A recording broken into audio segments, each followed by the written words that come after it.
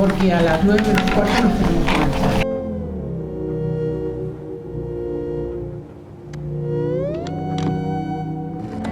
Y queremos debatir y conversar. Entonces, inauguramos este curso.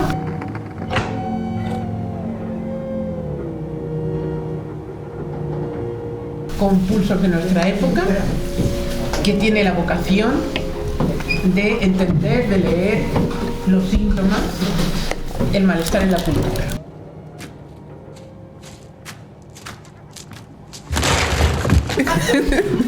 Bueno, en fin, buenas tardes. Comenzamos el ciclo Pulso de nuestra época, hoy en Valencia, con un tema muy interesante. Quien lo va a presentar Vicente Palomera, y quien va a presentar Vicente Palomera es Xavier Giner. Como quieras, no te preocupes. Hago lo que puedo con el nombre que me han dado. Bueno, él es psicoanalista en Valencia, es miembro de la Asociación Mundial de Psicoanálisis y de la Escuela Lacaniana de Psicoanálisis. Además, es un lujo porque es el presidente de la LP. Por suerte es temporal. Durante 2 años, pero bueno, aquí lo tenemos, es un lujo tener al presidente de la LP en Valencia aquí presentando a Vicente Palomera. Y quería anunciar también que, por favor, los que estén interesados en este ciclo de conferencias, que le den los datos a Nati para que ella les envíe la publicidad. Puedo decir que el 13 de junio tendremos una conferencia final de Pulsos de nuestra época con Omaira Meseguer, que es una psicoanalista de la Escuela de la Causa. Y después no tenemos fecha ni tenemos título, pero anuncio, porque es una primicia, que vamos a tener a Gustavo de Sal. Gustavo de Sal es escritor, es una persona muy conocida, trabaja en Madrid, y sus últimos trabajos son elaboraciones que giran en torno a la inteligencia artificial y cómo el paradigma tecnológico muestra una estructura análoga a la psicosis, redefiniendo así los contornos de la locura contemporánea. O sea que un tema estupendo para seguir con Pulsos de nuestra época, que tendremos estas 3 conferencias. Y ahora ya tiene la palabra Xavier, que va a presentar a Vicente. Muchas gracias, Carmen. Sin duda es un placer poder compartir con Vicente Palomera esta mesa, esta ocasión. Como decía Carmen, efectivamente se inicia con esta conferencia un ciclo de conferencias mensuales, cada mes habrá una, alrededor de los pulsos de nuestra época. Vamos a ir tocando distintos temas. Quería señalar, porque me acordaba viniendo para acá, no sé si es exacto, pero vamos a cumplir 40 años del Seminario del Campo Freudiano en Valencia, y creo que sin duda es un momento. Sí, 40 han pasado ya. Cierra, abre los ojos, boom, 40. Pero no, creo que es importante un esfuerzo sostenido de formación en psicoanálisis y orientación lacaniana. Durante 40 años el Seminario del Campo Freudiano ha sostenido una formación continua de lo que llamaríamos posgrado en la lógica universitaria contemporánea. Creo que eso es importante, da cuenta un poco de la comunidad de trabajo y de la formación que hemos ido dispensando a lo largo de este tiempo, y creo que en eso merece la pena poderlo celebrar a la manera lacaniana, que es trabajando más y mejor y haciendo cosas nuevas en ese sentido.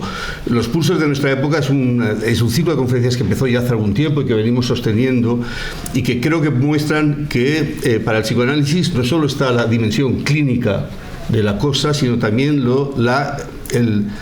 la responsabilidad de saber leer la época, de saber leer lo que hace síntoma en la época, de saber leer a partir de lo que el discurso analítico nos permite captar, poder leer la época y poder leer las imposibilidades de la época, ¿vale? La conferencia es decir, el Seminario del Campo Freudiano se encarga de la formación en psicoanálisis, pero las conferencias del Pulso de nuestra época apuntan a esta dimensión que va más allá de lo clínico y que, sin embargo, forma parte, desde Freud, con el malestar en la cultura, forma parte de lo que es también la responsabilidad del psicoanálisis, ¿ok? Entonces, esto me parece importante subrayarlo. Tenemos la suerte de contar, como decía, con Vicente Palomera. Él va a hablar sobre un tema que ya solo en el café nos ha dado para empezar a intercambiar cuestiones muy interesantes, y que creo que es muy pertinente a la época contemporánea, que es el espacio público entre extimidad e intimidad. Creo que es un tema que realmente muestra bien lo que decía de dónde están los síntomas de la época. Si hay un territorio donde los síntomas de la época pueden ser leídos, creo claramente que es la disolución de la antinomia público-privado, íntimo, ¿no? Creo que hay algo ahí a pensar, y creo que el psicoanálisis puede decir algo sobre cómo pensar eso en la época. Entonces, él va a tomar una vertiente que lo va a contar, no voy a hacer spoiler, no voy a decir quién es el asesino, pero creo que es una cuestión que nos va a permitir pensar esta época donde hay un empuje a borrar las fronteras de lo íntimo, lo privado y lo público. Nosotros hemos hablado de servidumbres voluntarias en otros momentos, pero es verdad que hay una servidumbre voluntaria que es la de ofrecer al algoritmo nuestra intimidad. Parecería que esto es que es normal que uno cuelgue cosas suyas en el espacio público y de datos que sirven. Bien, esto está pasando ahora. Hace 20 años esto era impensable. Era impensable que alguien tomase a su cargo difundir sus intimidades.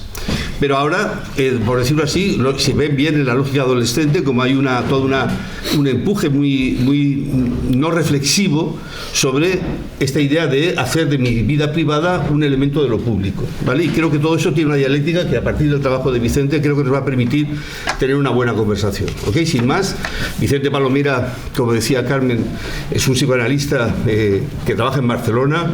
Él es doctor en psicoanálisis por la Universidad de París, París 8.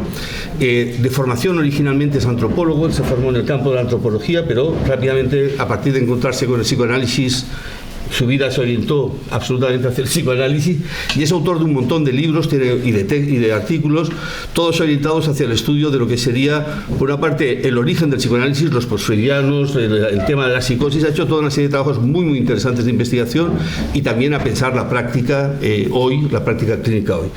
Es docente del Instituto del Campo Freudiano en España, miembro de la Escuela de la Academia de Psicoanálisis, queridísimo miembro de la Escuela de la Academia de Psicoanálisis, y obviamente también miembro de la Asociación Mundial de Psicoanálisis. Sin más, le doy la palabra a Vicente Palomera y espero que podamos tener una animada conversación a partir de lo que él nos va a contar. Adelante, Vicente, cuando quieras. Bienvenido. Bueno, gracias.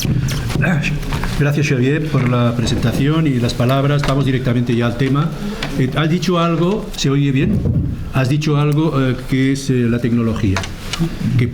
Es la tecnología lo que hace, me parece a mí, indiscernible en este momento la diferencia entre público y privado. Entonces, yo voy a partir de un hecho que se puede definir así, diciendo que lo íntimo está amenazado. Lo vemos cada día de manera más contundentemente expuesto en nuestras pantallas de todo tipo. Vemos cómo está amenazado lo íntimo, y que por esta razón creo que esto nos lleva a tener que defender lo íntimo por varias razones. Debe ser defendido. Se hace palpable en los últimos tiempos, últimas décadas, la oposición público-privado. Se habla mucho de lo público y lo privado, y gran parte de los debates es acerca de dónde invertir en lo público y en lo privado. Es decir, y se produce un efecto de indiferenciación gradual entre ambos. Entonces, ¿cómo plantear, cómo restituir la oposición público-privado, que creo que hay que restituir? Hay ejemplos. Cuando me llamó Carmen Cuñat para pedirme un título sobre el tema de nuestra... Carmen García. ¿Qué he dicho? Cuñat, Carmen García. Ay, perdón. Ay, Carmen. Estás en Valencia. Carmen Carceller, perdona, querida, que subíamos y hablábamos de la última vez que estuve aquí, y bueno, me distraje con los nombres. Es imperdonable equivocarse con el nombre de una mujer por otra, de manera tal que... Se llama ruina, no te preocupes, ya está, sigamos. Me harás pagar un precio por este lapsus. Hay que pagarlo y hablando, ¿no? Hay ejemplos, propuse el tema de la indiscernibilidad entre lo público y privado. Y entonces ella dijo, lo extimo, la extimidad. Podríamos decir que la extimidad se cierne precisamente en esta zona donde lo íntimo y lo privado, lo público y lo privado, se va borrando. O sea que hay como una desaparición cada vez mayor de la intimidad, de lo privado. Uh-huh. ¿Y a qué es atribuible? Bueno, vamos a tratar de dar algunas pinceladas.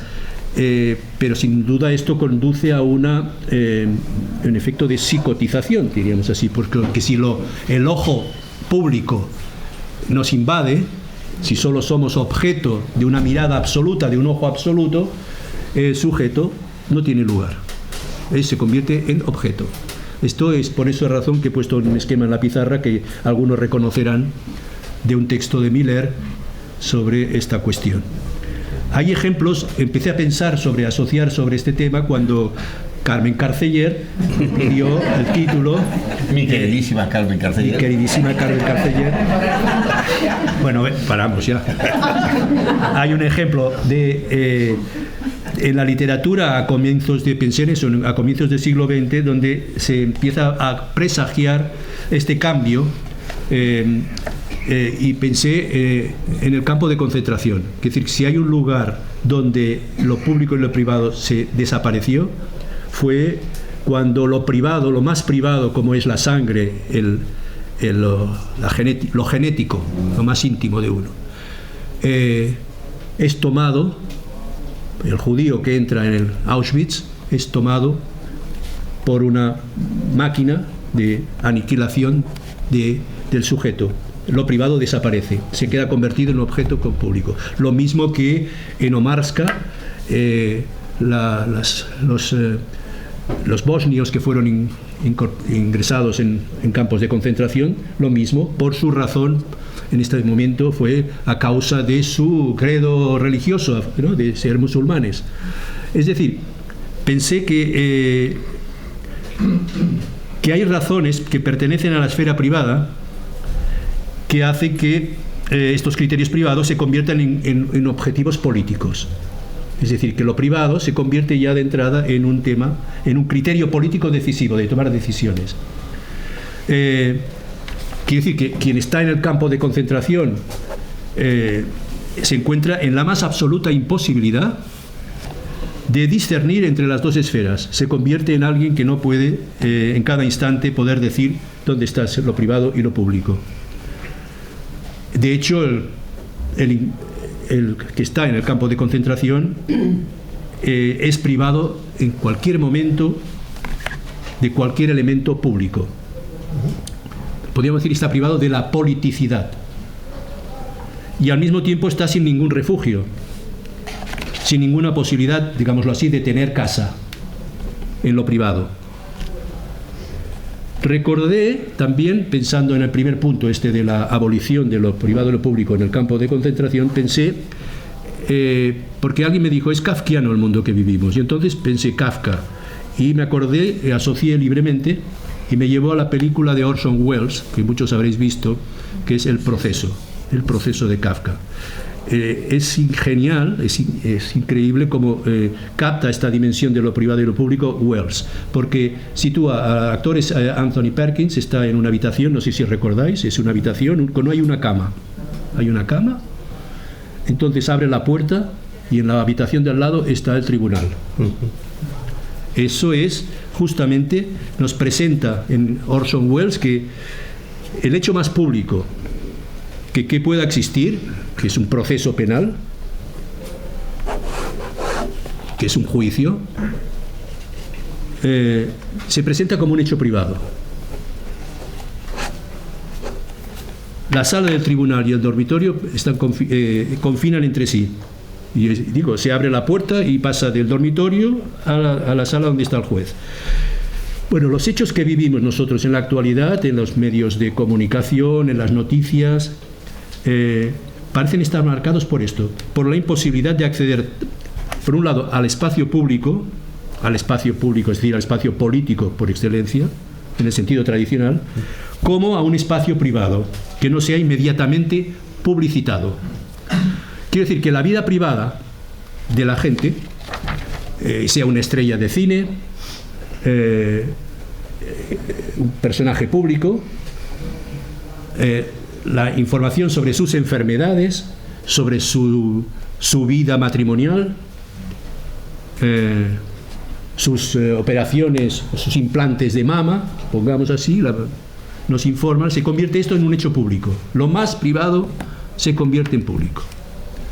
Al tiempo que los hechos públicos cada vez aparecen por excelencia desplazados a lo privado. Esta es la paradoja que quiero situar para enmarcar los límites de esta presentación de hoy. Entonces la pregunta que me hacía era cómo construir un espacio fuera de ese ojo vigilante público, ese ojo absoluto, como le llama en un libro que recomiendo la lectura, que es un psicoanalista que escribe sobre este tema y que me inspiró para tomar varios puntos, que es Gerard Wageman. Es un libro que se llama El ojo absoluto, donde muestra como punto de partida un lugar libre de toda mirada,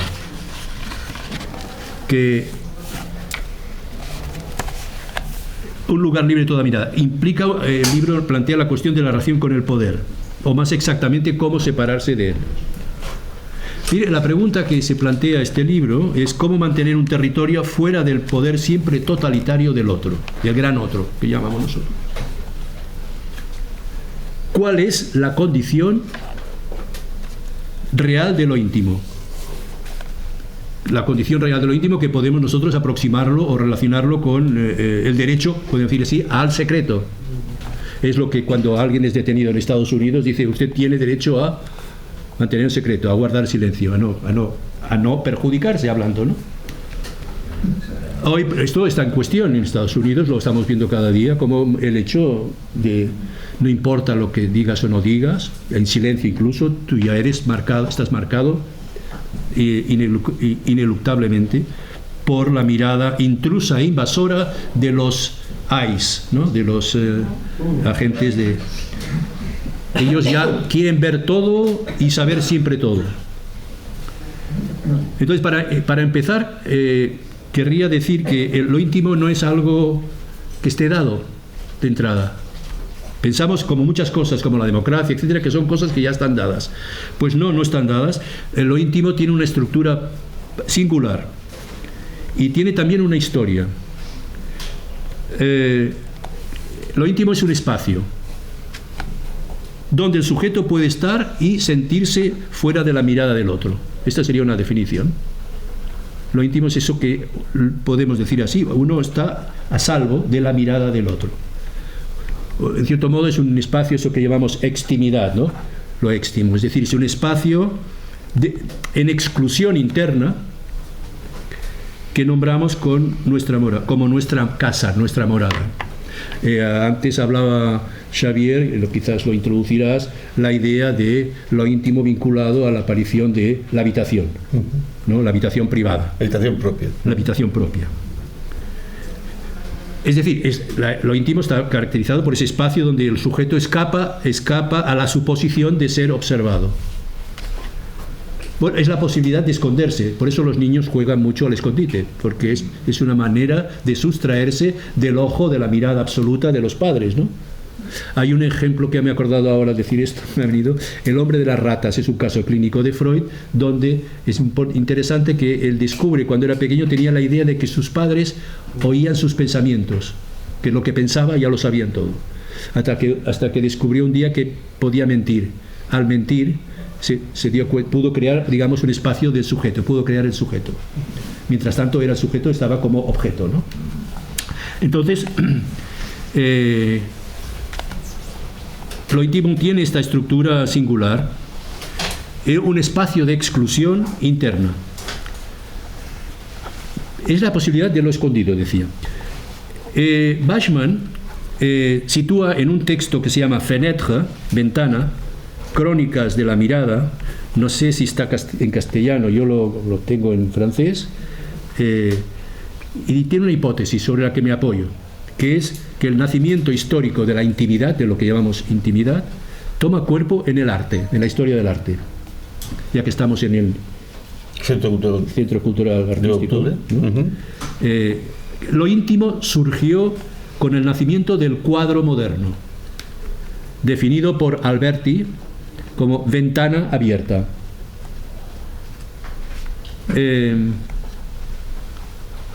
Es por esta razón que quería hacer un paréntesis diciendo que Lacan aporta un caso de una paciente psicótica, caso de esquizofrenia, en el Seminario de la Angustia, sobre el cual Jacques-Alain Miller hizo una presentación en una ciudad francesa donde hay un hospital, Prémontré. Es un texto que se llama Mostración en Prémontré. Yo les recomiendo que lean esto. Voy a decir algunas pinceladas, pero léanlo porque es muy claro lo que dice acerca de muchas preguntas que hacemos. ¿Qué es ese objeto del que habla Lacan? El objeto petit a, el objeto A. ¿Qué es la realidad? ¿Cómo se constituye la realidad? Entonces, este caso de Lacan nos muestra una mujer que carece de morada, que carece de intimidad, con una ventana abierta a lo público. Ella dice, es su delirio, dice, y además hace un dibujo con un árbol y como una especie de bandera de letras pone Io sono sempre vista. Isabella se llamaba, italiana, Io sono sempre vista. Y en el tronco del árbol una serie de ojos, dibujo de ojos, es un dibujo de ella.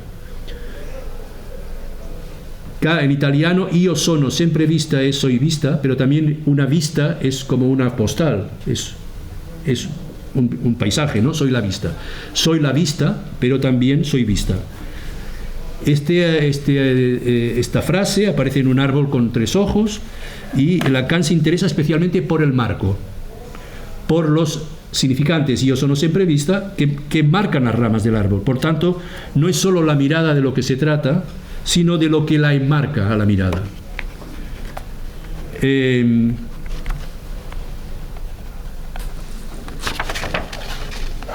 Hay una cadena, podríamos decir así, una cadena de palabras, una cadena significante que se impone en su dimensión de voz. La voz es, si yo sono sempre vista, podría decir así, es una alucinación. En esta nota, Lacan afronta la cuestión tomando como punto de partida lo que llamamos la función de la realidad. Es decir, que Lacan se ocupa de la constitución del campo de la realidad y da una fórmula.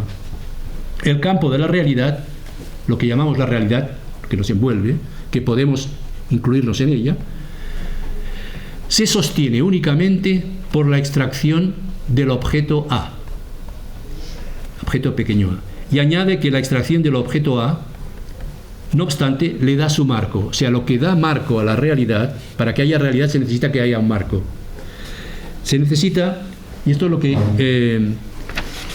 Jacques-Alain Miller en esta observación, en este texto que acabo de mencionar,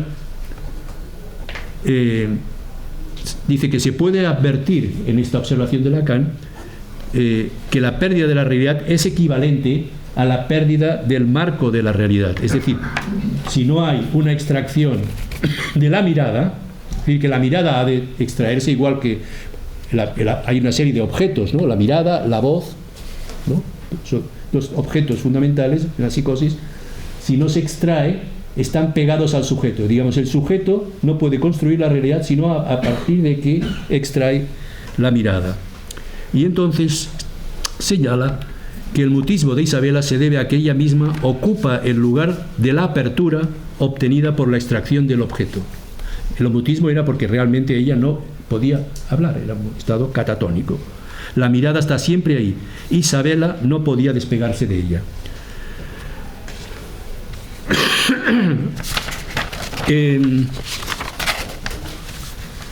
Precisamente, y quiero decir algo más sobre esto, porque el objeto A, dice Lacan, el objeto A es extraído del campo de la realidad y es el que le da su marco. Si tomamos la superficie que acabo de dibujar en la pizarra, este trozo que representamos con un cuadro sombreado, con líneas, ¿no? Obtengo señalarlo, un enmarcado del agujero y enmarcado del resto de la superficie. Este enmarcado se lo puede materializar en una ventana, y la ventana de la que hablábamos antes de Alberti, ¿no? Solo a condición de que el objeto A sea extraído. Para que se marque algo, tiene que haber extraído algo. O sea que el fantasma, de lo que llamamos en psicoanálisis el fantasma del sujeto, que es lo más íntimo del sujeto, se construye también y da en lo que llamamos dar un marco a la realidad. Pero es también pantalla. El fantasma es marco y es también pantalla. ¿Por qué es una pantalla? Porque, fíjense ustedes, cuando hay un marco, digamos así, hay algo que puede ser detenido, como una pantalla, ¿no? Detiene la luz, estorba la mirada a la pantalla, disimula y tiene una función óptica más que permite que se forme una imagen.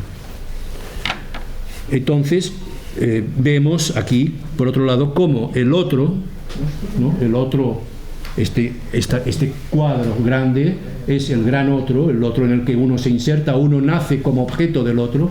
Para construirse como sujeto tiene que separarse de un objeto. Esta es la idea para la constitución de la realidad.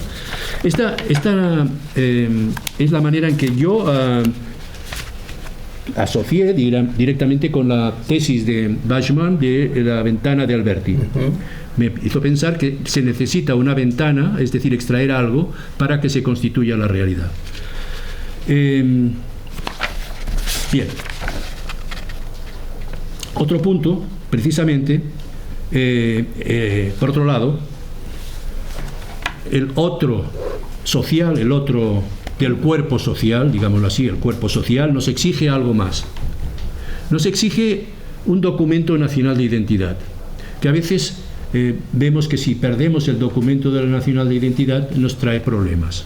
No lo vemos, pero cuando ocurre es realmente serio. A veces ocurre en un análisis que un sujeto, cada vez que ha atravesado algo, que cae una identificación, puede ser que pierda algo. Un carnet, un dinero, una bolsa, algo. Verificamos eso. La cuestión es saber quién tiene derecho a pedirnos los papeles de identidad. Saber quién tiene derecho también a dárnoslo y de quitárnoslo. Todo esto es un tema político. Hasta hace poco los ingleses estaban obligados, no estaban, mejor dicho, legalmente obligados por la ley de tener un documento nacional de identidad. Es decir, no estaban obligados, si son detenidos en la calle, no estaban obligados a presentarlos en un control de policía. Es decir, no están obligados si no les gusta, o les guste o no a la policía. Bueno, a la policía no le gusta, en general, no le gusta a la policía inglesa que no presente ningún documento.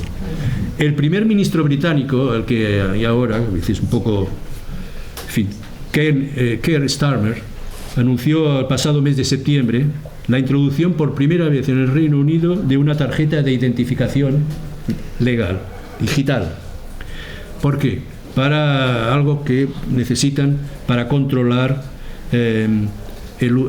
la compra o alquiler de vivienda y disuadir también a la inmigración ilegal, dice. Bueno, de momento en el Reino Unido carece actualmente de un documento nacional de identidad. Y los ciudadanos, ¿qué hacen? Se identifican con un pasaporte, con un carnet de conducir u otros justificantes. Pero esta nueva medida que quieren implantar implicará la existencia de una base de datos centralizada, que esto ha suscitado ya oposición en algunos políticos y organizaciones de derechos humanos que temen, es muy británico esto hay que decir, temen una excesiva intromisión del Estado. Según el primer ministro, la nueva herramienta servirá para cerrar el acceso al mercado laboral a quienes no tienen derecho a residir en el país y a reducir así uno de los principales reclamos de las travesías irregulares que cada día escuchamos en las noticias, que ocurren desde Francia en bote, ¿no?, por el Canal de la Mancha. Keir Starmer dice: queremos una frontera segura y una migración controlada, son demandas razonables y este gobierno está escuchando y cumpliendo. Bueno, el proyecto revive entonces un debate que ya fracasó en el 2006. Podemos decir, viva los británicos, todavía no están aceptando que exista la implantación de un carnet de identidad físico, que ya fue anulado en el 2010 porque era considerado una amenaza a la privacidad. O sea que el tema político de lo privado y de lo público sigue siendo una batalla en auge. De hecho, fue otro inglés, Bentham, Jeremy Bentham, quien tuvo la idea de dar a cada uno un número invariable que cifraría los datos fundamentales de su existencia y permitiría al poder asegurarse de su identidad. Es una utopía utilitarista la de Bentham. Pero esto se ha realizado, y se ha realizado precisamente a partir del número de la Seguridad Social.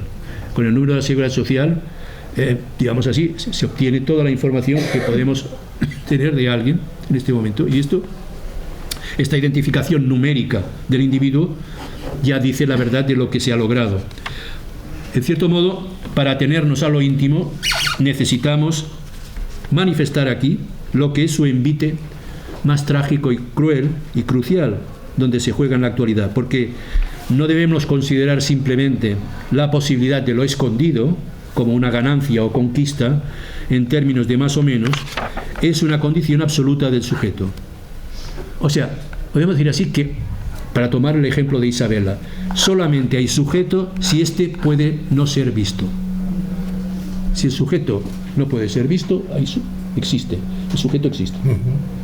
Es casi cartesiano. Descartes diría: pienso, luego existo.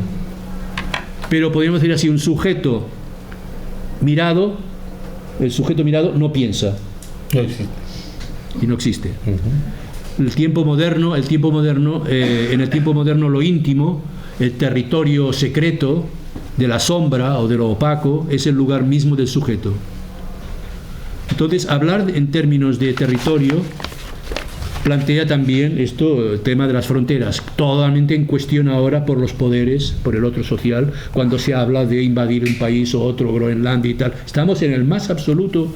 Esta conferencia, este tema, me lleva a lo más candente, ¿no?, de la actualidad. Y es importante reflexionar en torno a esta topología, podemos decir así, topología de lo íntimo.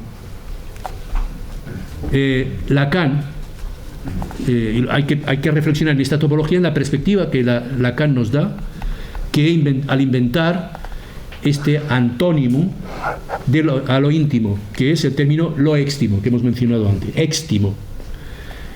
Lo éxtimo que se cierne sobre lo íntimo y abruma hoy a cada uno de los sujetos de este planeta. Entonces se puede decir que no hay para las libertades reales otro garante que el derecho al secreto, que es el límite material al poder del otro.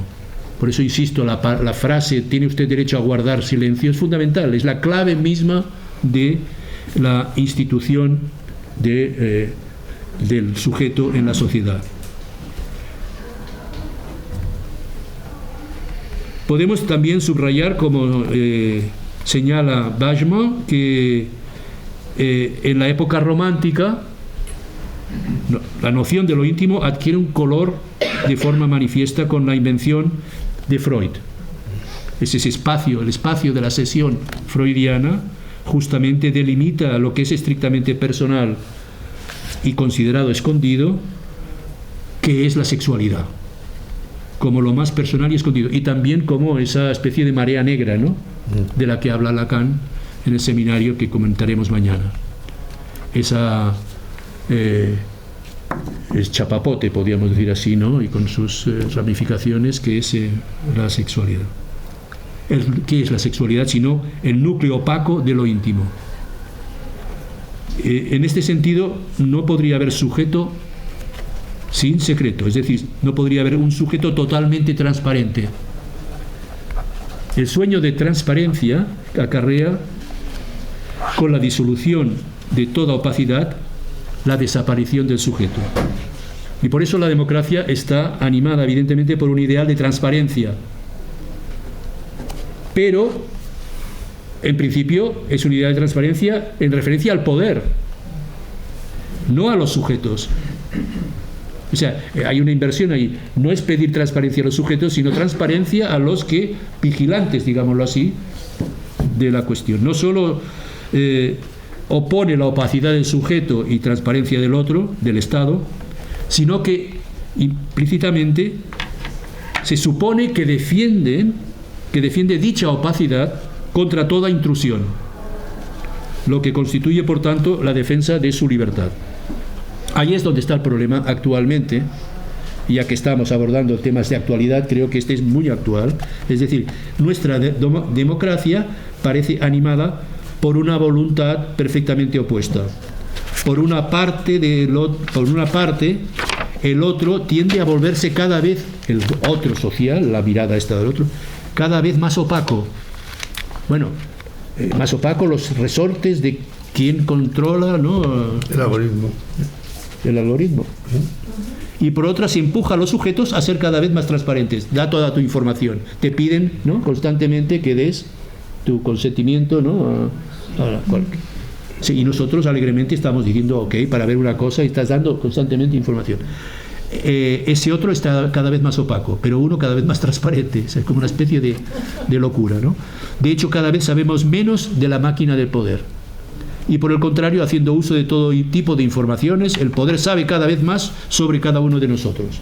Bueno, el psicoanálisis, hay que señalar, ha de situarse en función de esto, lo que engendra una aparente extrañeza, pues el psicoanálisis, que apunta al esclarecimiento, a la elucidación, como decimos, se coloca del lado de lo obscuro, el lado oscuro de la debilidad del sujeto, en la que el sujeto está enfrente al poder.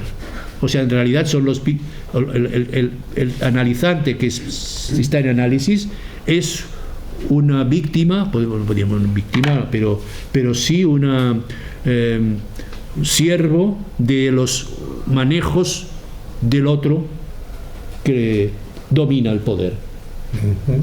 Nosotros por eso no nos dirigimos a los amos, sino nos dirigimos a las víctimas de estos amos que sufren en su rincón.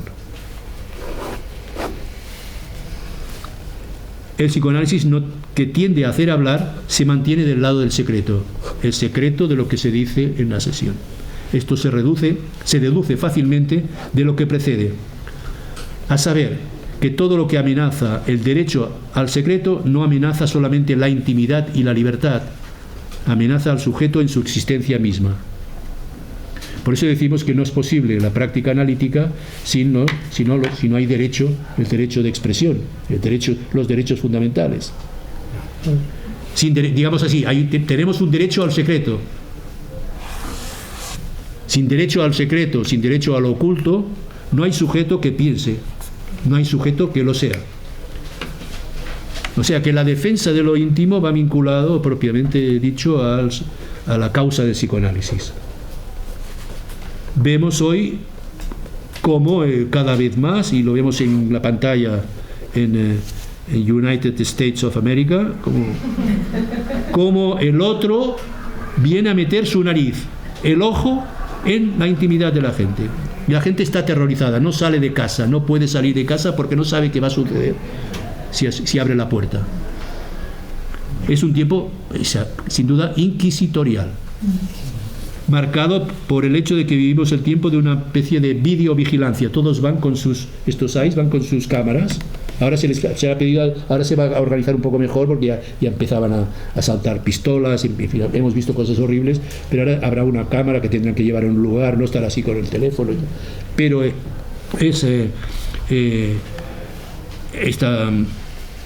me he perdido ahora donde estaba hablando. El hecho de que vivimos en un tiempo de la videovigilancia, estaba diciendo, sí.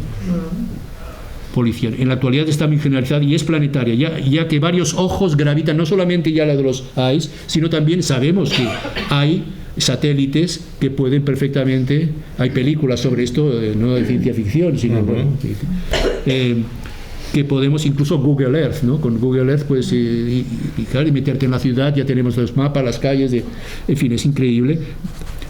No hace mucho, cuando se desarrollaban técnicas de vigilancia, eran pues, ¿para qué? Para desenmascarar el secreto de los criminales. Ahora la vigilancia, yo edité un libro que se llama La Sociedad de la Vigilancia y sus Criminales, editado por la colección de la ELP Congredos. Está por ahí, se puede conseguir. Hay muchos artículos muy interesantes sobre el tema del crimen. Bueno, la vigilancia era para desenmascarar el secreto de los criminales, pero las técnicas actuales hoy en día están puestas al servicio de fines absolutamente contrarios. Ahora los criminales son los que van con cámaras, ¿no? Y buscándote, ¿no? Ahí están para vigilar a los inocentes y controlar sus secretos. La sociedad de control de las que hablaba también Gilles Deleuze es una sociedad en la que se controla a los inocentes. Y es eso lo que engendra el sentimiento difuso de criminalización generalizada de la sociedad, en la que se considera a todos culpables en potencia o culpables que se ignoran. Es interesante porque esto ya está entrando en el campo de la salud mental, en el campo de la... iré terminando, no sé cómo vamos de tiempo. ¿Muy bien? Sí. Los procedimientos actuales de prevención de la delincuencia tienden a buscar la máxima eficacia y a remontar lo más posible hacia atrás. Por eso los informes médicos son muy importantes. O sea que más allá de las medidas sociales, escolares o educativas, jurídicas, policiales, etc., los procedimientos preventivos tienen que ver con la medicina y están concebidos para especialistas de la salud mental.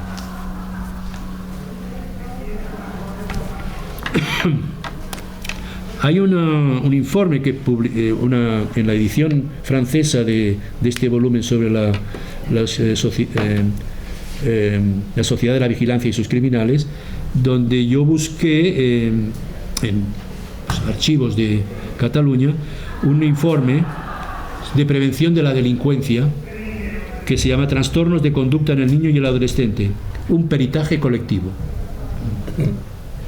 Se hizo oficial en el año 2005. Yo publiqué esto 2008 o 2009 quizás. Bueno, la delincuencia en primer lugar es un término, una noción sociológico y jurídica y policíaca también, ¿no? Claro está. Pero y es interesante que todo lo que tiene que ver con esta noción de delincuencia es tomada en términos psiquiátricos como trastorno de la conducta. Bueno, que esto lo sacan de un manual estadístico que se llama DSM 4, el 4, ya estamos en el 5 ahora, y es un desastre, que seguramente ya la IA está queriendo destrozar ya toda esta cosa americana de las clasificaciones, ya no les interesa, van por otro lado. Bueno, en los índices predictivos, si miramos el DSM 4, están clasificados las delincuencias en 4 categorías: conductas agresivas hacia personas o animales, destrucción de bienes materiales sin agresión física, fraudes o robos, violaciones graves de las reglas establecidas. Bueno, voy a ir un poco a lo más candente del asunto. En el informe, el informe que mencionaba, que salió precisamente publicado por la Generalitat, nos alerta en efecto de la asombrosa precocidad de los signos de este trastorno. Cito: la agresividad, la indocilidad y el débil control emocional durante la infancia han sido descritos como predictivos de un trastorno de conducta en la adolescencia. Fin de cita. O sea, el informe precisa que estas conductas han de ser diferenciadas de lo que se llaman conductas normales. Se habrían conductas, ¿no?, patológicas trastornos de conducta y las conductas normales. Ya, hacer esta definición tiene que tener uno realmente una mentalidad muy definida, ¿no? Autoritaria. Me detengo un instante sobre esto, ya que implica un cierto modo de pensar al individuo, hacer esta diferenciación entre normal y patológicas. La conducta del sujeto está conectada directamente ¿sobre qué? Sobre la normalidad del grupo, sobre las poblaciones, digamos. Es una lógica que tiene que ver con el campo, o sea, que la psicología empieza a ocuparse en términos de las personas, no en términos de personas, sino en términos de población, que es otra cosa. Es lo que Foucault ya había amenazado apuntando esta amenaza, diciendo que la estadística, los criterios de población, estadísticos, etcétera, son justamente el nuevo Leviatán, decía. Bueno, el DSM-4 habla de trastornos continuamente, de desórdenes, ¿no? Disorders, ¿no? Y los médicos y psiquiatras y psicólogos no razonan sobre personas individuales y singulares en términos de casos, sino en términos de tipos, sobre series estadísticas, en lo que el sujeto, como absoluta singularidad, en su más intimidad, digamos, queda reabsorbido. O sea, en términos de Lacan sería, el sujeto está forcluido aquí. En consecuencia, se preconiza un diagnóstico precoz. Ahora, en este informe que hace que lo que se está llevando es hacer diagnósticos precoz médicos de cada niño a partir de los 36 meses. En nombre del hecho de que, cito, a esa edad se puede hacer una primera detención de un temperamento difícil, de una hiperactividad y de los primeros síntomas de trastorno de las conductas. 36 meses. Lo que les conduce a recomendar, ¿cuántos de nosotros aquí ya no hubiera sido ya incluido en esto? Es verdad que hemos necesitado pasar por un psicoanálisis y tal, pero ya estaríamos condenados de entrada. Con 36 meses perdidos todavía. Lo que les conduce a recomendar que todos los profesionales de la salud aprendan a reconocer los criterios que definen los trastornos de conducta. Y esto concierne, en primer lugar, a los que intervienen en los servicios de protección materna e infantil, los llamados centros médico-psicopedagógicos, ¿no? Y al personal médico de la educación.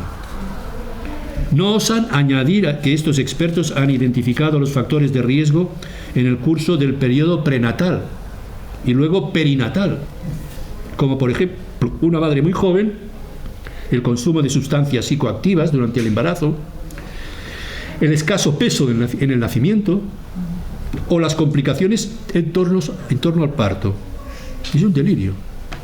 A consecuencia de ello, los expertos recomiendan una detección de las familias que presentan estos factores de riesgo en el curso del seguimiento médico del embarazo.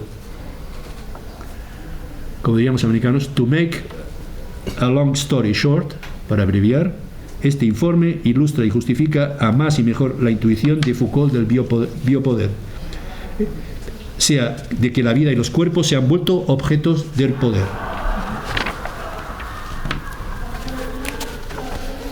Entre la explosión de la imaginería médica, la innovación perpetua de materia de técnica de la vigilancia policial o de espionaje que estamos viendo, el triunfo de la medicina legal y de la anatomía patológica o el extraño desplazamiento del peritaje psiquiátrico hacia lo que ahora se llama la autopsia psicológica, sale a luz que los poderes hoy se centran en la mirada y que el ejercicio del poder consiste primeramente en multiplicar su potencia de vigilancia de los sujetos y de investigación de cuerpos, es decir, prevenir el delincuente futuro.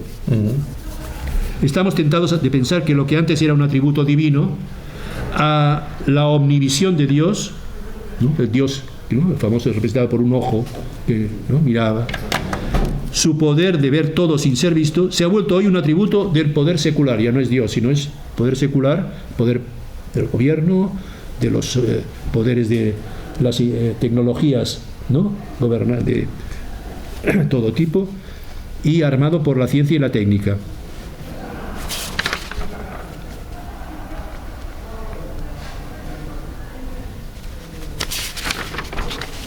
Voy a ir terminando.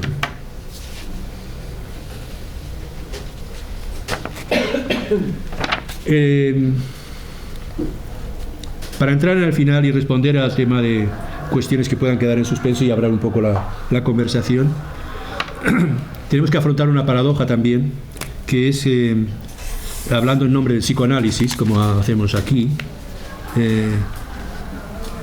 se supone, digamos, que nosotros sostenemos un discurso,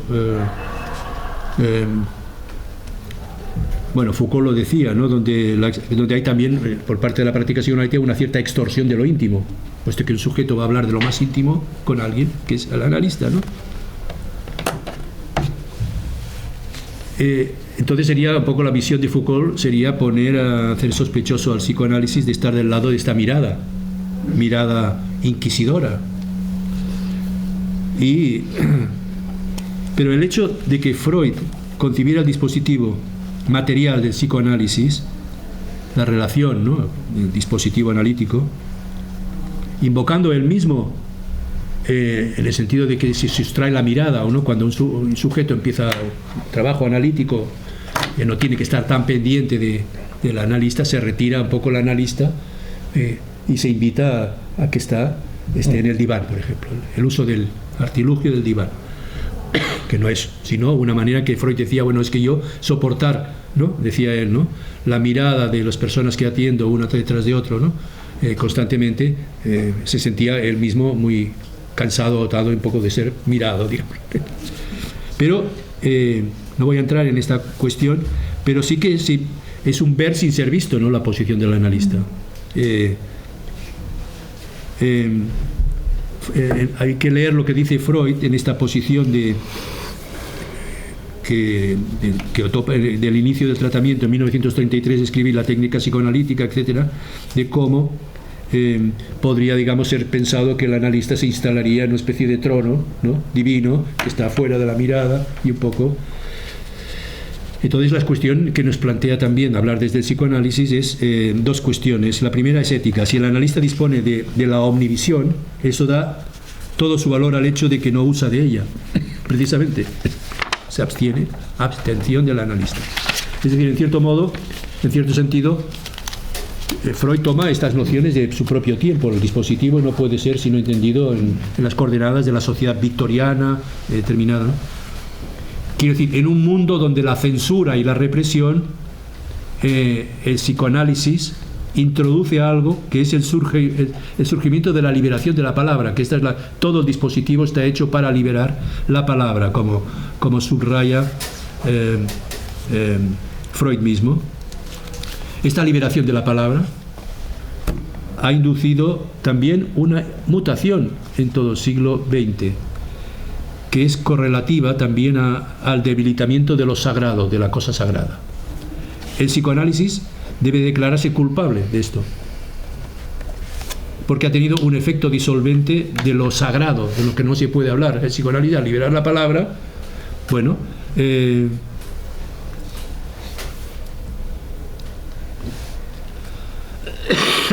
al ir, digámoslo así, liberar la palabra quiere decir, diga usted lo que se le ocurra, no, sin censura, no censure. Y esto nos llevaría a lo que es lo verdaderamente éxtimo, ¿no?, con lo que terminaré. Dar la palabra es decir, ir en contra de la censura y la represión. Con esto el psicoanálisis marcha con la exhibición, podríamos decir así, provocadora de las imágenes vergonzosas, ¿no?, de las que va a surgir. El triunfo de Freud, sin embargo, y del decir todo, es un síntoma que deriva también del psicoanálisis, dígalo todo. Por eso decía que hay que ponerse en la cola de los responsables de este cambio, de esta mutación de la que hablamos. ¿Qué nos espera? ¿Qué nos deja esperar el triunfo del decir todo? Evidentemente existen pánicos morales y censuras que dan batallas liberadoras por librar, pero concluir sobre ello sería un final falso. El nuevo resultado del decir todo social es que disuelve el campo del lenguaje. Es decir, lo que aparece como triunfo de Freud es también una derrota. Solamente sobre este fondo de fin sin relieve surge entonces otra cuestión. ¿Puede verdaderamente decirse todo? Se supone que decir todo, se podría, arregla todo. Pero se puede querer decirlo todo, y por mucho que se quiera decirlo, hay dichosamente para el psicoanálisis algo que no se arregla nunca. O sea, hay un imposible de decir. Quiere decir, el sujeto puede ir a un análisis, bueno, suele ir a un análisis, porque hay una constricción derivada de las normas familiares. En la escuela le han dicho, se dice así, se dice asá, no se dice de tal manera, en la familia se le corrige, se dice, bueno, ¿cómo? Es lo que se llama la educación. Tiene todo su fundamento. En el psicoanalista le dice, diga todo lo que se le ocurra, dígalo. No hay, o sea, vaya en contra de todas las interdicciones, todas las prohibiciones que le han dicho. Pero que con el curso de un análisis un sujeto va a descubrir que había algo más fuerte todavía que esas prohibiciones que venían de la familia, de la escuela, de la sociedad, que es una prohibición interna al sujeto, una ley interna, interior al sujeto, que es lo que es acercarse a esa zona de extimidad, donde hay un punto donde hay un silencio. Es decir, por mucha que se quiera decir todo, hay algo que no se arregla nunca y de lo que se puede sin riesgo profetizar que no se arreglará nunca. Algo que tiene que ver con la sexualidad. Mañana vamos a trabajar en un seminario sobre precisamente toda esta problemática que llamamos, decía antes, ¿no?, la marea negra, que es la sexualidad. Y justamente de eso que va a ser el motivo de un congreso mundial del psicoanálisis en París en el mes de marzo sobre abril, perdón. No, Abril. Mayo. Ya me he perdido. El tema de no hay. La marea negra podría ser. De la sexualidad. Bueno, entonces, ¿de qué se trata? Al final lo que propone es que un análisis es que aprenda el sujeto a arreglárselas, a saber hacer con lo que no se arregla. Es decir, hay algo que se trata de encontrar, que todo sujeto debe encontrar la solución para saber arreglárselas con aquello que justamente en su particularidad, su singularidad, no se arregla. Eso que no se arregla es lo imposible de la relación sexual. Lo que no significa, evidentemente, que esto no se supiera desde hace tiempo. O sea, en realidad que las cosas de la pareja, no de la convivialidad del hombre, la mujer, etcétera, no funcionen, no es algo que no se supiera. Si vamos a los clásicos ya lo encontramos por todas partes. La diferencia es que ahora la gente se queja de eso. A partir de un momento determinado en la historia la gente se queja, no está satisfecha. Entonces, termino ya. Bueno, es por eso que la humanidad, para intentar arreglar, ha inventado todo tipo de saberes. O sea, en el lugar de eso que no se puede arreglar, ese agujero, podríamos decir así, en el corazón mismo del ser parlante, hay algo que no se arregla. Por eso la humanidad no deja de inventar toda clase de saberes. Ha inventado el matrimonio, el Kama Sutra, en fin, muchas cosas. Los emoticonos. Para paliar la falta de ese saber se han inventado muchas cosas. Es decir, que sale a la luz que hay un más allá de lo prohibido, ¿no? Al final, que lo prohibido es una barrera que apelaba a la transgresión. Lo prohibido familiar, me acuerdo, las comunas, la búsqueda del recurso. Hola. No te había visto. Las alternativas de todo tipo, ¿no? En los años 60, en fin, no me vienen los eslóganes, pero en mayo de 68, ¿no? Prohibido prohibir, etcétera. Bueno, el arte ha sido un lugar justamente de libertad frente a lo prohibido. Ya que estamos en un ámbito de arte, hoy descubrimos que lo prohibido no era la barrera última. Y que en el fondo un modo de humanizar por la ley es en el fondo un modo de humanizar por la ley, por lo simbólico, por el lenguaje, lo real de un imposible. Entonces lo prohibido toma el relevo de lo imposible. Lo dijo aquí. Ok.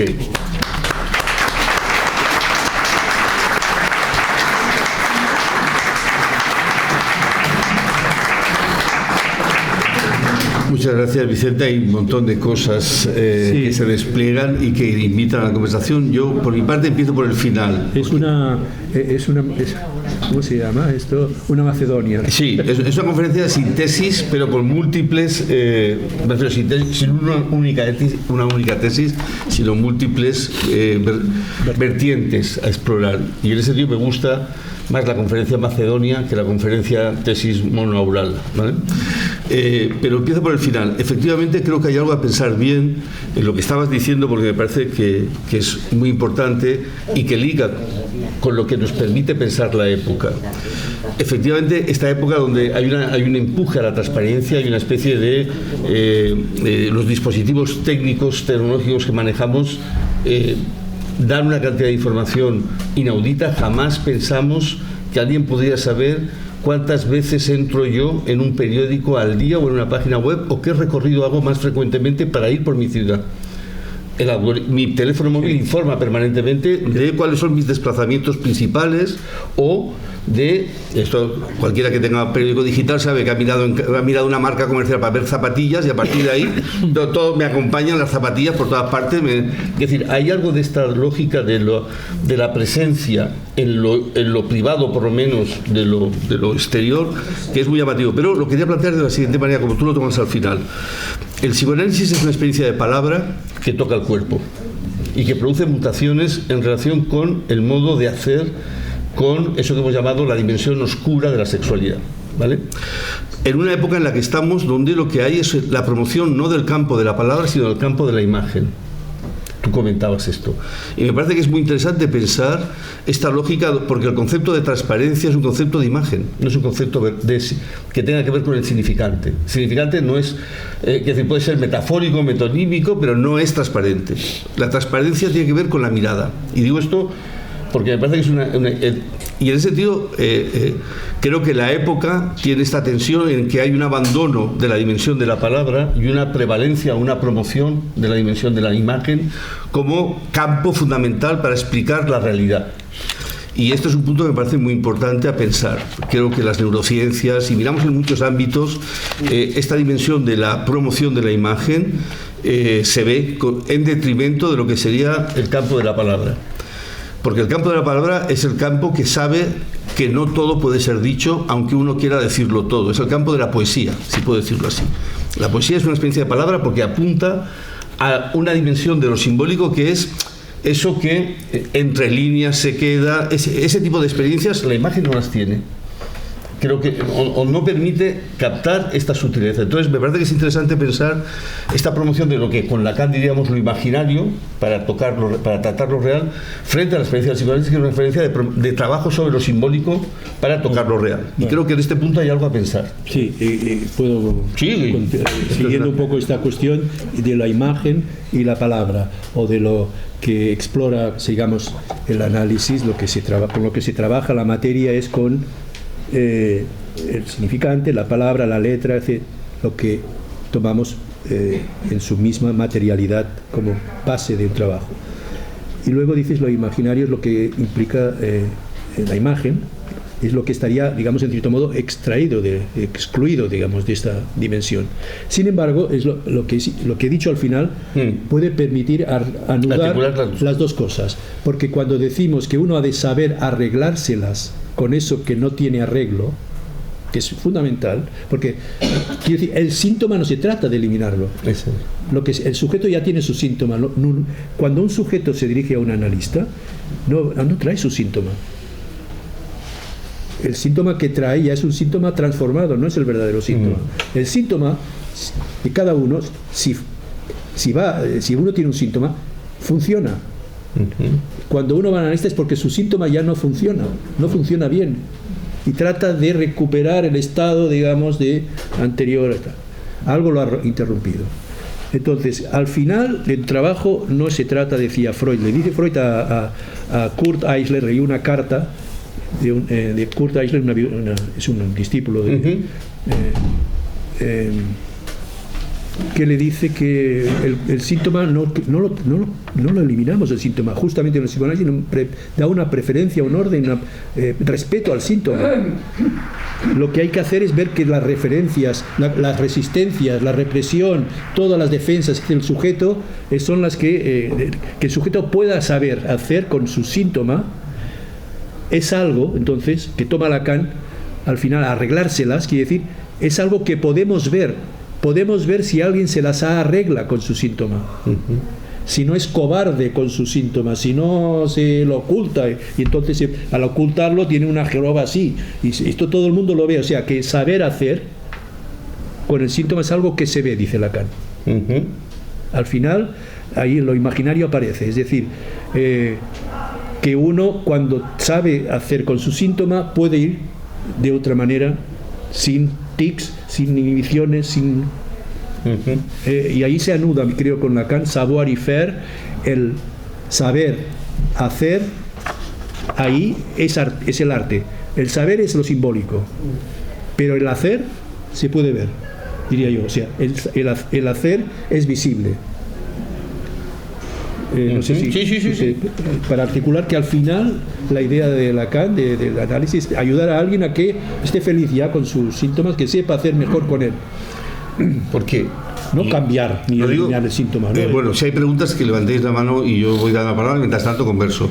Digo, ¿no? Entonces lo digo porque creo que es interesante en este punto para pensar el estatuto de la subjetividad hoy, ¿vale? Porque creo que en la lógica de lo que tú estás planteando, en este empuje del otro que viene un poco a borrar o a colocar a la subjetividad al lado de la sospecha, y de alguna manera de algo que hay que como convertir, hay que objetualizar la subjetividad, es decir, hay que extraer, hay que convertir en objeto de la mirada todo lo que sea del orden de la subjetividad, lo que era del orden de la subjetividad.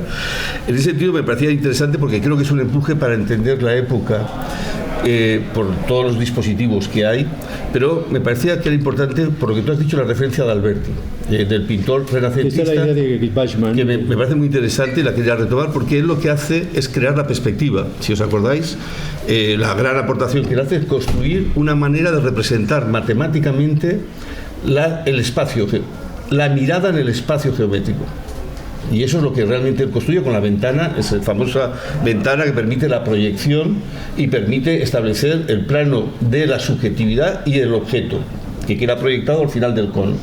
El cono tiene un reverso que es el sujeto de la mirada. Es decir, digo porque matematiza de alguna manera, da una estructura a la mirada que hasta ese momento no tenía. Y que nos conviene mucho pensar, estaba pensando, ¿no te acuerdas de una artista que Miller entrevistó en su momento, que era Orlando, que era una mujer que hacía intervenciones en el cuerpo para transformarse, pero que la parte del happening era que retransmitía en directo las operaciones. Es decir, daba la mirada, no solo que se modificaba el cuerpo, sino que la acción, el happening, digamos, la performance que ella construía, incluía la filmación y la emisión en directo de la operación. Con lo cual, digo todo esto por esta cuestión un poco de la presencia de la mirada en la época contemporánea en detrimento de la subjetividad, porque me parece que a mayor amplificación de la mirada, como tú decías, había algo, me parecía que esto que estabas planteando me parece muy interesante, hay como un borramiento de la dimensión de la subjetividad, ¿vale? Que creo que es algo que hemos de pensar en esta lógica de lo que sería hoy la lucha por el derecho al secreto, el derecho a lo íntimo, ¿no? Y en esto era algo que me parecía interesante porque Alberti es anterior a Descartes, ¿no? Y para Lacan el surgimiento del sujeto está vinculado al surgimiento de la ciencia, ¿no? Es sí, el producto, el resto de la operación del surgimiento de la ciencia. Y me parecía muy interesante esta tensión entre Alberti y Descartes, porque creo que muestra bien este punto de emergencia de la subjetividad contemporánea, ¿okay?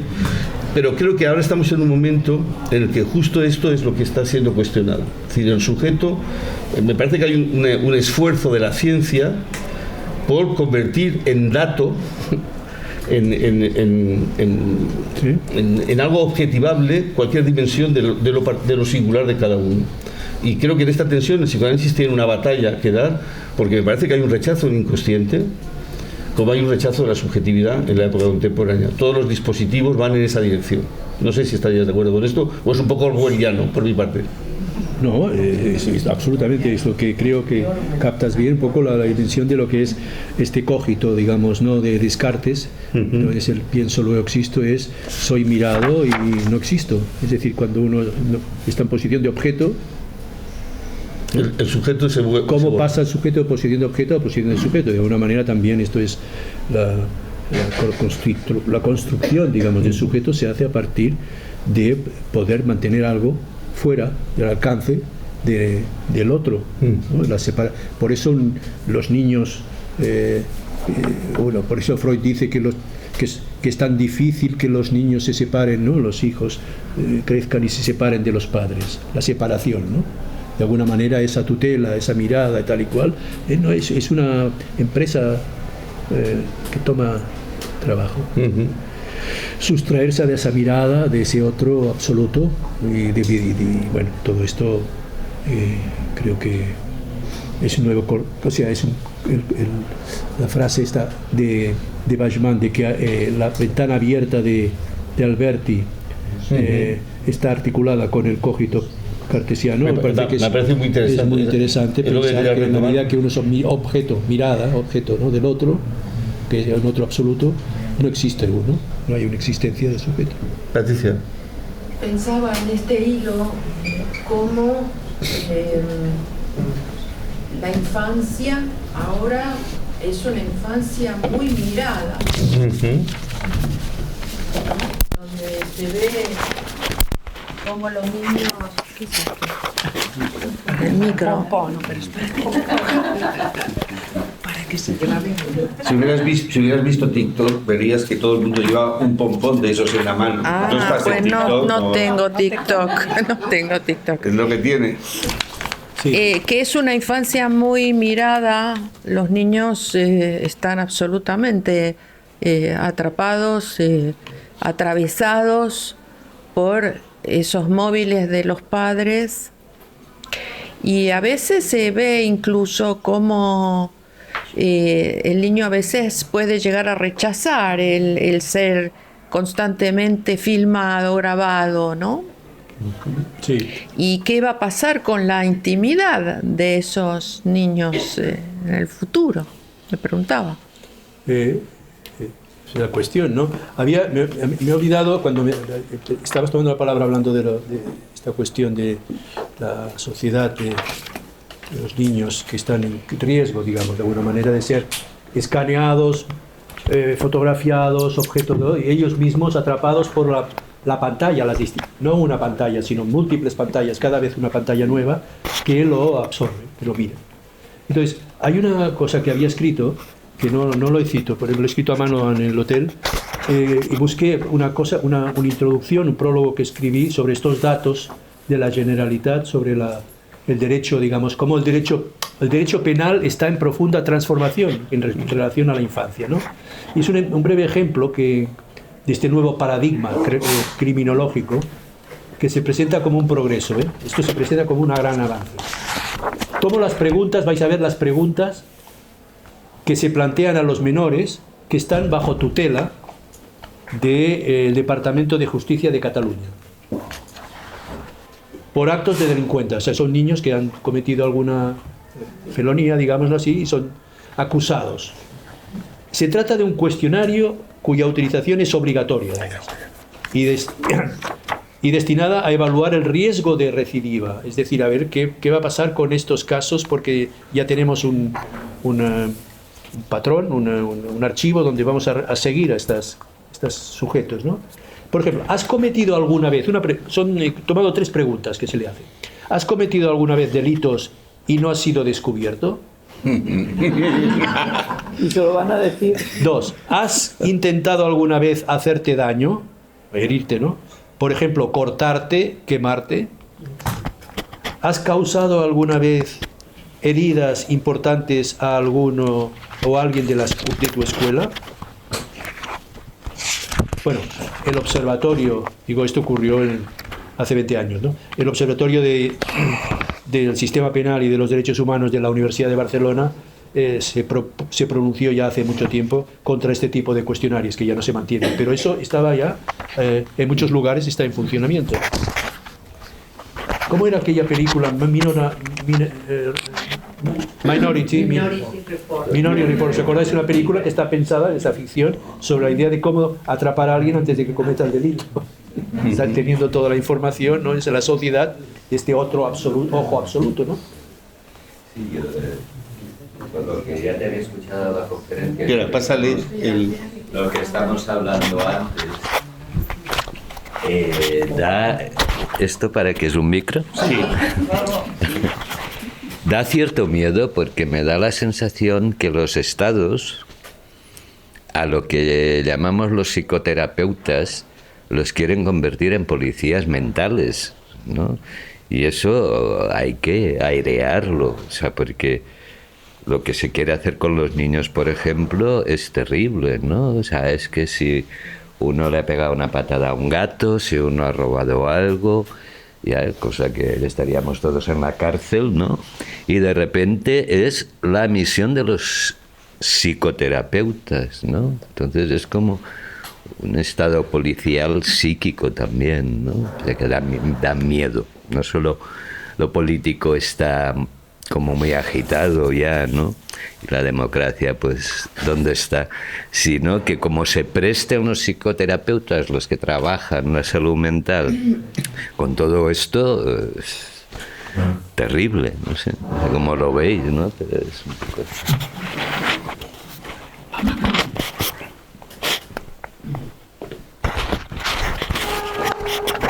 Paco, adelante. Vale, pues... Acercaros el micro. Sí. Gracias.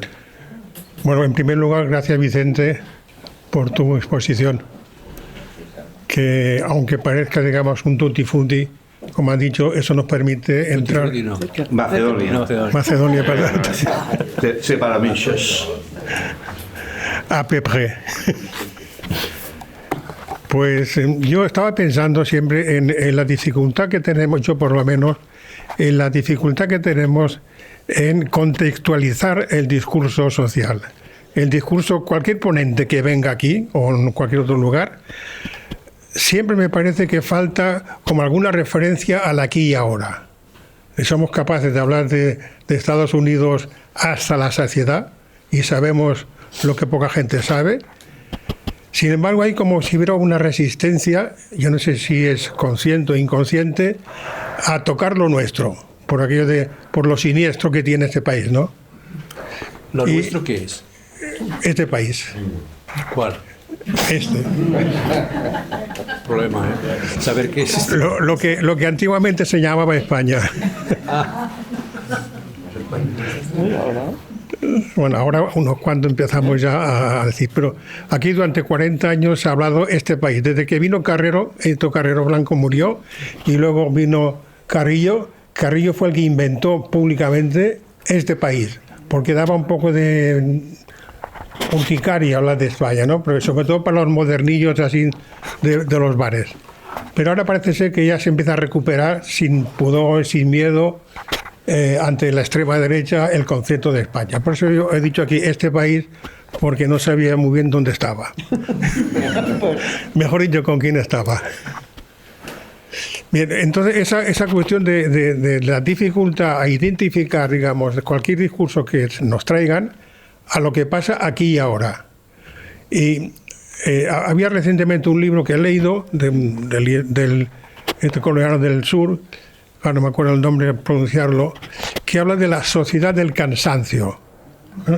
Y estaba pensando en lo que decía Foucault de la sociedad de la vigilancia y el castigo, los años 80, 70, 80, a la sociedad del cansancio. Y entre esos dos, digamos, parámetros nos movemos, pienso yo.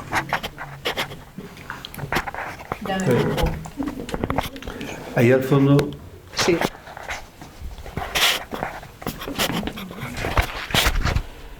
¿Algo? Vale. Bueno, un poco por aportar, más que una pregunta, es una aportación también por los comentarios de Ricardo, etcétera. ¿No sabéis si queréis que recientemente se ha creado la figura del psicólogo de detección precoz infantil? Mira, ¿dónde está? Aquí. ¿Aquí? En el Estado. ¿Al Estado? En el Estado.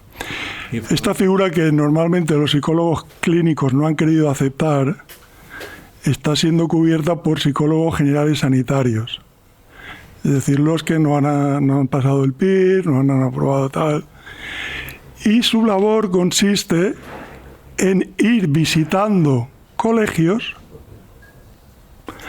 para detectar aquellos casos que han de ser llevados a las unidades de salud mental infantil para ser tratados por una patología detectada tal. En lo cual, en las USMIs, en las unidades de salud mental infantil, están llegando niños con la familia súper desconcertada y que el niño no hace ninguna demanda. Lo digo porque me hacía mucho eco como un elemento más de esos mecanismos de control que se están estableciendo. Era como aportar un poco a la discusión. Gracias. Aquí le dice. Gracias. Bueno, es una reflexión y vamos a ver si consigo llegar a una cuestión, ¿no? A interpretarlo usted. La verdad es que en estas sociedades supuestamente del bienestar, pero son del malestar.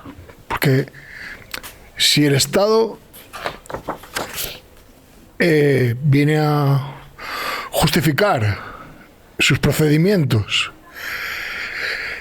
en una fase predelictual, ¿no? Porque si uno ya, digamos que incluso está conjeturando sobre la intención y la voluntad del ser humano, la intencionalidad.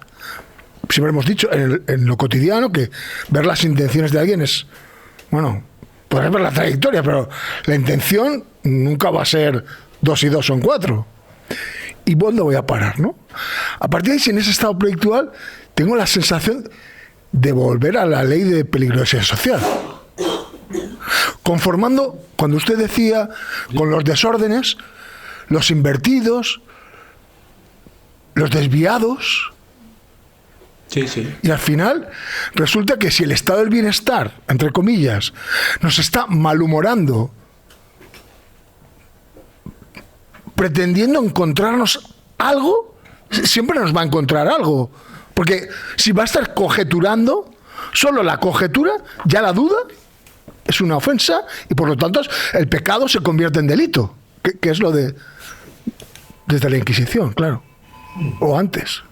No sé, es una reflexión, pero al final es que el Estado de Derecho recoge muchos derechos, el derecho a la vivienda, a la educación, a la intimidad, pero sobre el papel, porque de facto... Sí, por eso.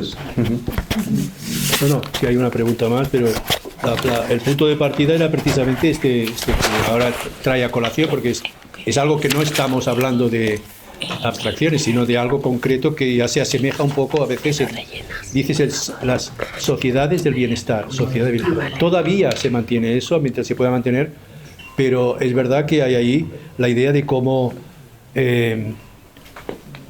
está amenazada, digamos, ¿no? Esta sociedad de bienestar, cuando se quiere pasar todo por lo que es una gestión puramente administrativa y de protocolos y de cada vez tecnificada cada vez más, que hace que todo eso se convierta en una búsqueda de ítems a rellenar, de datos que se necesitan y conducen a esta, paradójicamente conducen a esta historia de un gobierno que era una dictadura, ¿no? Donde funcionaba según el criterio de determinadas personas, ¿no? Maleantes, y no sé qué, y murcianos y gente de mal vivir, decía, no sé qué, había una frase, ¿no? Gitanos, no sé qué, gente, o sea, ya había incluso esa frase ahí, o sea, todo ya estaba condenado uno entrada. Entonces, ahora bajo formas más sofisticadas, con esta referencia que ha traído el amigo, ¿no? De que ya hay un psicólogo que se le asigna esta función policial. Es decir, es que hay una frase de Lacan que dice el psicólogo, no sé qué, de los ideales que va de la prefectura a la calle, ¿no? Sí. Sitúa, digamos, trabajar al servicio de los ideales de una sociedad. Pero claro, ¿cuáles son estos ideales? Son esos ideales que llevan al sujeto a una dependencia de cada vez más de normas que van en contra de lo que es la subjetividad misma, la intimidad misma, ¿no? Todo está cubierto por determinados decimales, números que pueden, además se pueden tabular estadísticamente, hacer series y poder hacer informes y resultados de todo eso. O sea, eso no sirve para nada. Es decir, que la cuestión es cómo defenderse también de esta deriva ciega a veces de la tecnología que lleva justamente en contra del estado de bienestar. Va a crear en fin, hay que estar alertas, es decir, la única medida es estar despiertos a toda esta serie a estas derivas locas. Por eso está bien que lo traiga, porque yo recordaba que el informe que había anotado aquí de la Universidad de Barcelona, que puso un límite a este tipo de preguntas, ¿no? O sea que hay que estar alertas para que no nos vayamos todos por el, como se dice, por el pedregal, ¿no? Como digo en catalán. Antes de seguir la palabra, yo creo que hay una cosa que tú decías al final, Vicente, de tu conferencia, y es que finalmente lo que es verdad es que hay algo que siempre fracasa. Y esa es la oportunidad de poder salir, es decir, que más allá de cualquier cosa hay algo del orden de el fracaso es seguro que se va a producir. Otra cosa es el coste que hemos de pagar o qué precios se paga por ello. Pero la suerte, si podemos decirlo así, es que siempre habrá, siempre fracasará de algún modo estas pretensiones de transparencia, de ideales sociales, ¿verdad? Digo esto porque me parece importante, pues si no nos vamos a convertir un poco en una conferencia con un tinte orwelliano, que me parece que, siendo verdad para describir lo contemporáneo, porque es realmente sorpresivo. Tú le has dado un toque beckettiano, ¿no? Exactamente. Fracasa, ¿no? Pero fracasa mejor. Pero esa es la oportunidad. El fracaso es la oportunidad. El fracaso de la objetividad es la oportunidad de la subjetividad. Gabriela, perdón por meterme en esto. Bueno, ahora no sé si atreverme. Pero bueno, para estar advertidos también es interesante, porque el cruce de la pérdida de la intimidad con el discurso capitalista, yo creo que se evidencia muchísimo en algo que está pasando. Ha comentado Vicente que se esconden los inmigrantes en Minneapolis, se esconden para no ser atrapados, pero es que resulta que se están vendiendo los datos. Entonces la policía no es aquí y ahora, Paco, pero lo puede ser en cualquier momento. Entonces estemos avisados también, y recuerdo que hace unos años hubo, quizá Islandia, pero no quiero equivocarme, como tenían una quiebra de Estado, vendieron todos los datos de sus datos médicos. Sí, gracias. Los datos médicos con eso recuperaron una liquidez, pero expusieron a todas las personas que habían pasado por allí a una pérdida de intimidad absoluta. Y entonces ahora no les basta a los inmigrantes esconderse en Minneapolis en sus casas, porque la ICE sabe dónde están, dónde vive cada uno, cómo se llama, cuánto es de extranjero y cuánto les interesa sacárselo de encima. Totalmente. Y esto tenemos que estar avisados. Yo creo que nos puede pasar. Tenemos que ver qué votamos, ¿no? Veo que se anima Paco, Patricia y luego Ricardo. Paco, hay que pasar.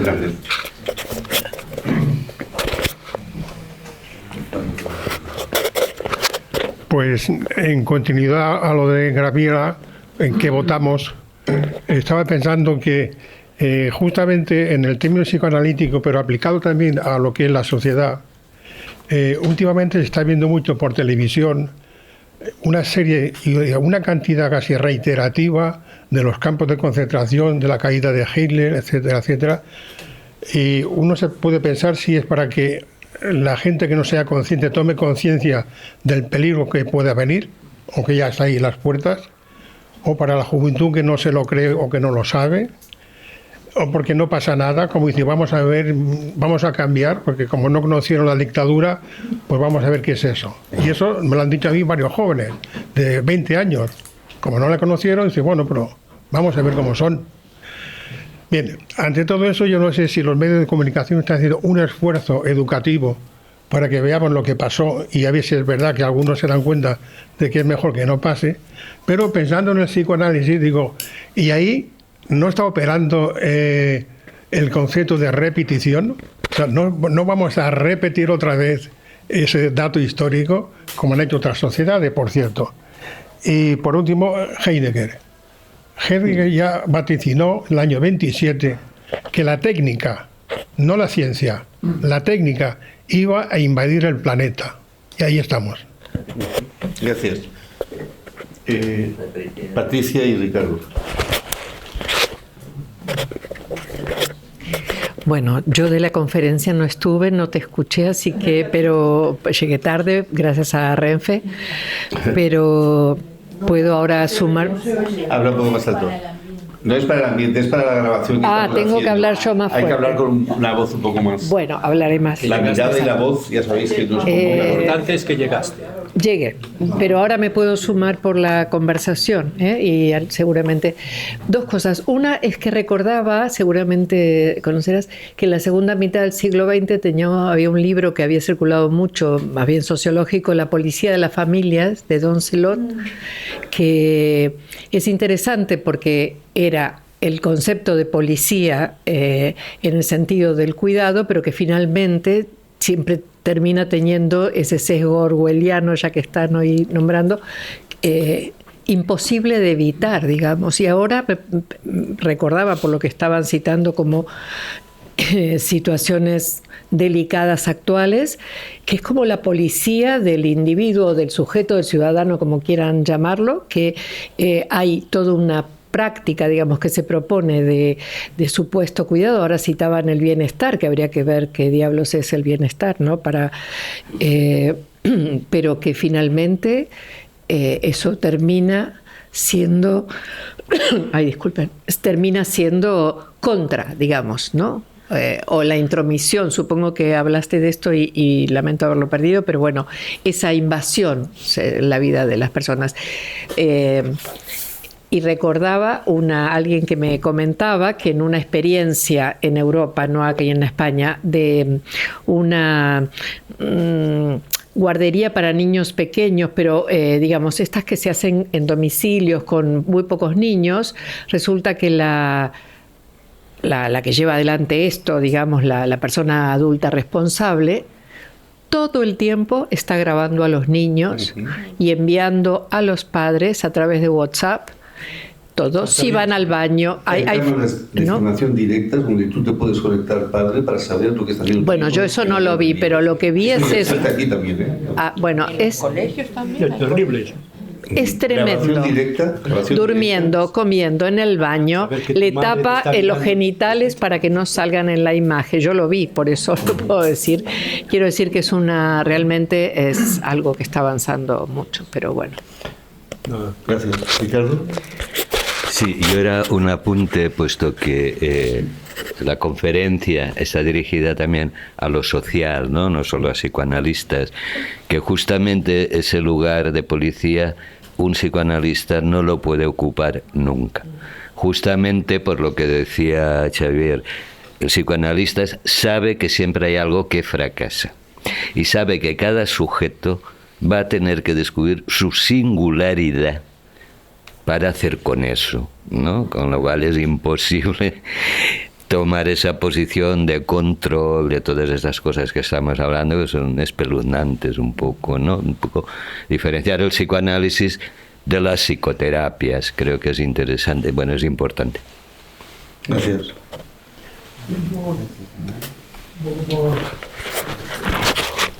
Mientras llega el micro, añado algo que me parece interesante en la línea de lo que hizo Ricardo. Es verdad que el psicoanálisis toma a su cargo hacer existir, dar lugar a lo más singular de cada uno.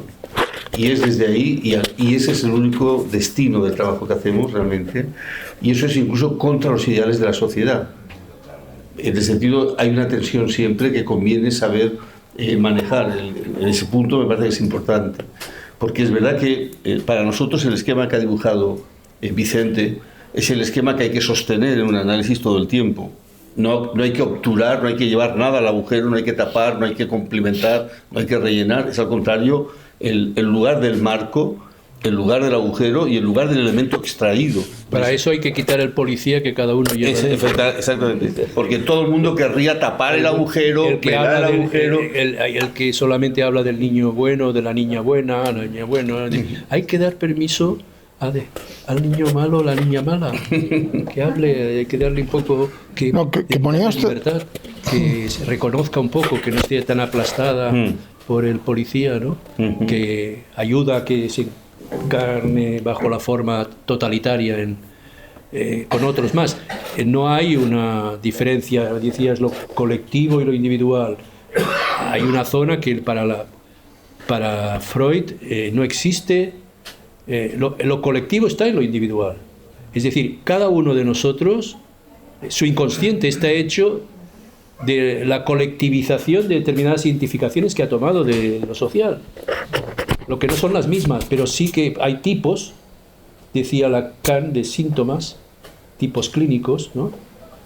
Pero los significantes, las cosas que han marcado a cada uno, con ellas se han colectivizado en sí mismos, o sea que en realidad todo sujeto ya incluye lo colectivo.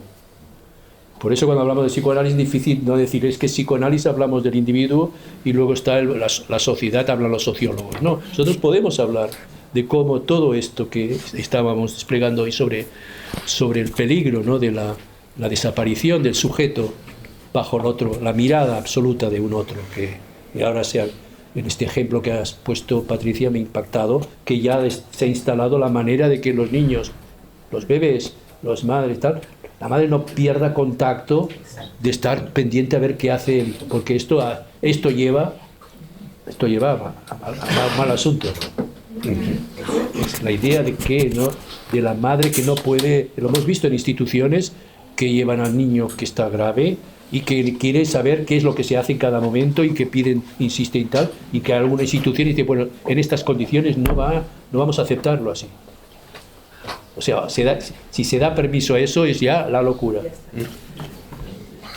Brevemente, porque nos quedan 3 minutos. Vale, no, básicamente, que ponía usted el foco antes, a propósito de la mirada, también ponía usted el foco antes en la imagen, ¿no? Y no tanto en la palabra, entiendo por aquello de la reputación, obviamente, pero... Y me voy a lo que convencionalmente sabemos todos, ¿no? que ocurre, luego porque hablando de los estados de derecho y del estado del bienestar, en cualquier pueblo hemos sabido que cuando se produce un chisme o un rumor, queda en el pueblo, pero que el Estado utilice, lo institucionalice, ¿no? El chisme o el rumor, el lawfare, desgarantizando derechos, cuando el Estado de Derecho se conformó precisamente para garantizar derechos. Esto es más que kafkiano. Yo creo que incluso es hasta propiamente predelictual por parte del Estado de Derecho. Escapa por eso el detalle. Entiendo esto. ¿Podrías explicar un poco qué? Bueno, cuando una cosa que podría quedar en el pueblo, ¿qué tipo de cosas? No, me refiero que los rumores que se producen a veces en el ámbito de un pueblo pequeño, por las redes, quieres decir. Sí, o incluso en las redes, pero es el propio Estado el que ya está institucionalizando, y a la vez con esa institucionalización a través del lawfare y de la difamación, etcétera, no está garantizando los derechos. Quizás lo podemos leer del lado del descrédito de la verdad. Está vulnerando el derecho. Estamos en una época donde efectivamente el descrédito de la verdad se forma parte de estos movimientos que comentaba Vicente, que atentan contra lo íntimo y contra el secreto, porque en cierto sentido el descrédito de la verdad atenta contra el secreto, ¿no? Porque hay algo del orden. Sí, Miguel Ángel, una última palabra y cerramos, porque tenemos... Es también un poco por también apoyar un poco eso de no acabar sobre lo complicado, sobre lo que no tiene. Es verdad que hay una deriva que sabemos que ha explicado muy bien y que conocemos todos, ¿no? Una deriva al control absoluto. O por ejemplo lo que ha propuesto, lo que ha contado Bruno de los psicólogos llevados a hacer una labor de control, pero cualquier psicólogo, psiquiatra o del campo sí está llamado también a ser un policía de la normalidad, ¿no? Entonces yo creo que pero al mismo tiempo tienen una función que es para poder tomar a las personas una por una y poder ayudarles, ¿no? Ante este modelo del protocolo, de la eficiencia, del modelo de gestión, pues entonces esto lo dificulta, pero entonces ya no es tanto el qué, pienso yo que es el cómo. Cómo cada uno de nosotros hace de su función algo que permita preservar esta figura de lo que no todo a la vista del sujeto. Y, por ejemplo, algunas madres que han venido a hablarme de su guardería, que tenía esto y podían ver todo, pues hacerles ver y que pudieran entender que su hijo lo que quería es que ella le escuchara la versión que él contaba de lo que ha pasado. No que ella ya supiera la verdad, aparentemente, que es lo que pasó, que elimina lo que es la experiencia propia del niño y algo que pasa por lo que no es visto, y sino por la palabra, por el poder ser escuchado. Y esto igual en un colegio, que uno está teóricamente para detectar, pero es verdad que ocurren cosas en los colegios donde señalan a un chico porque hace tal cosa y uno puede hacer, digamos, introducir la idea de la pregunta: ¿por qué habrá hecho esto? ¿Qué le ha pasado para que él haga esto? Y no solo, y digamos, sacar la idea de la conducta pura, que elimina siempre la dimensión subjetiva y que mata, o a veces convierte a chicos que tienen algún problema puntual, los fijan en eres un problema. Un problema, ¿no? Me parece muy interesante este punto de conclusión, que sería la llamada a la responsabilidad, que ha hecho de lo que cada uno hace con la función que tenga. Y creo que ese es un punto quizá que efectivamente liga con la defensa de la subjetividad. Responsabilidad y subjetividad en ese caso se anudan. Así que muchas gracias. No sé si Vicente quieres... No, me parece muy curiosa la deriva que ha tomado el tema de los gimnásticos al tema de la guardería o de los psicólogos que tienen que controlar, porque aquí habría que ayudar, quizás no primero a proteger un poco la privacidad del sujeto, que es el sujeto infantil, digamos, de aquí.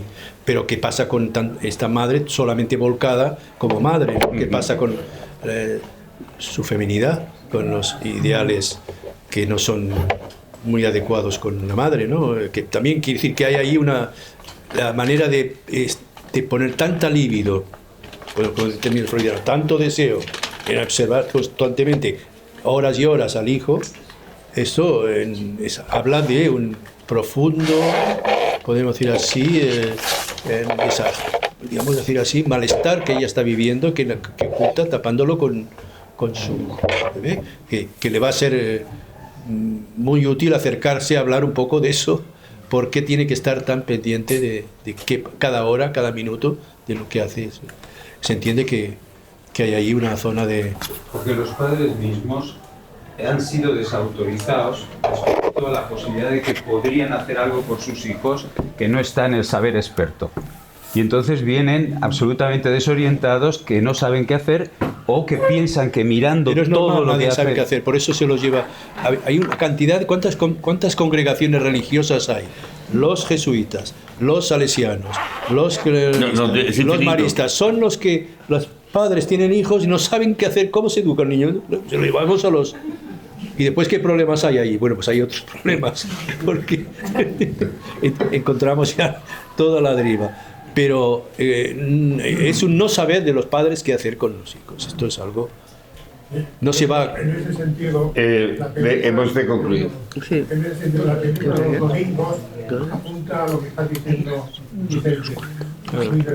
Y bueno, ¿qué van a hacer los padres? ¿Cómo se educa a un niño? No saben los padres. Entonces lo llevan a uno. Ahora, esta idea de que puedo controlar, saber cómo es, qué va a hacer, es justamente la verdad de esto. Lo que está debajo de la mesa es que nadie sabe qué es lo que se hace cuando se tiene un hijo, y nadie lo sabe, y lo aprende uno, tiene que sudar la camiseta con su propio hijo y ver cómo va la cosa, y no hay un saber. Si alguien se postula, yo sé que si esto voy a hacer un loco, yo sé lo que hay que hacer, los padres no lo saben. hagamos pues del no saber nuestra apuesta. Muchas gracias, Vicente. Seguimos.